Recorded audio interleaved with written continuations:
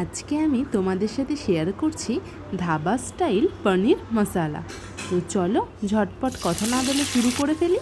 প্রথমে আমি একটি ফ্রাইং প্যানে ভালো করে তেল গরম করে নিয়ে তার মধ্যে অ্যাড করেছি কেটে রাখা পনিরগুলো, আর এর মধ্যে আমি দিয়ে দিয়েছি 1 টেবিল স্পুন পরিমাণে লবণ দিয়ে পনিরগুলোকে ভালো করে গোল্ডেন ব্রাউন করে ভেজে নিয়েছি। আমি এখানে পনিরগুলোকে গোল্ডেন ব্রাউন করে ভেজে নিয়েছি। অনেকের মতে পনির গোল্ডেন ব্রাউন করে ভেজে নিলে পনিরের ভেতরে জুসি ভাব চলে যায়, বাট আমি মনে করি পনির যদি প্রপারলি ক্রিম পনির হয় তাহলে কিন্তু এর মধ্যে জুসি ভাব কোনো দিনই যাবে না, সে যতই আমরা গোল্ডেন ব্রাউন করে ভাজি। তো পনিরগুলো তুলে নিয়ে ওই তেলেই আমি অ্যাড করেছি পেঁয়াজ কুচি আর ক্যাপসিকাম কুচি। পেঁয়াজ আর ক্যাপসিকাম কুচি হালকা করে ভেজে নেওয়ার পর এর মধ্যে আমি অ্যাড করেছি আদা রসুন বাটা।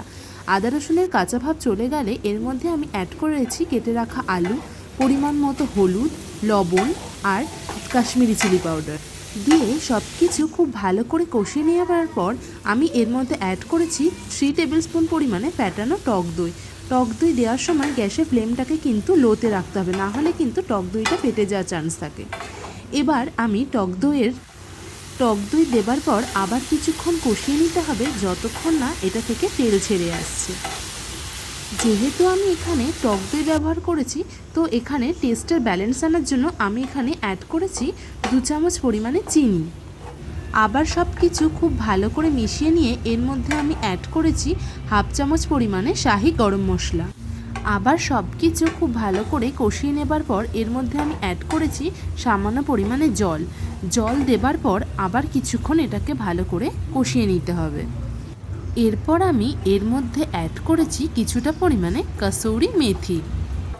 এই কাসুরি মেথি কিন্তু এই ধাবা স্টাইল পনির মশলার একটা কি ইনগ্রেডিয়েন্ট।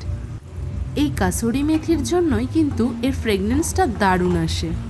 আবারও সব কিছু খুব ভালো করে কষিয়ে নেবার পর এর মধ্যে আমি অ্যাড করেছি সামান্য পরিমাণে গরম জল দেবার পর যখন গ্রেভিটা খুব ভালো করে ফুটে উঠবে তখন আমি এর মধ্যে অ্যাড করেছি ভেজে রাখা পনির দিয়ে কিছুক্ষণ গ্রেভিটা ফুটিয়ে নেবার পর যখন গ্রেভিটা একটু ঘন হয়ে আসবে তখন আমি এর মধ্যে অ্যাড করেছি কিছুটা পরিমাণে ধনেপাতা কুচি। ব্যাস তৈরি হয়ে গেল আমাদের ধাবা স্টাইল মশালা পনির। তোমরা রেসিপিটি অবশ্যই বাড়িতে ট্রাই করো এবং আমাকে জানিও কেমন লাগলো। ভালো লাগলে প্লিজ লাইক, কমেন্ট, সাবস্ক্রাইব করে দিও। চলো টাটা, দেখা হচ্ছে আবার পরের ভিডিওতে।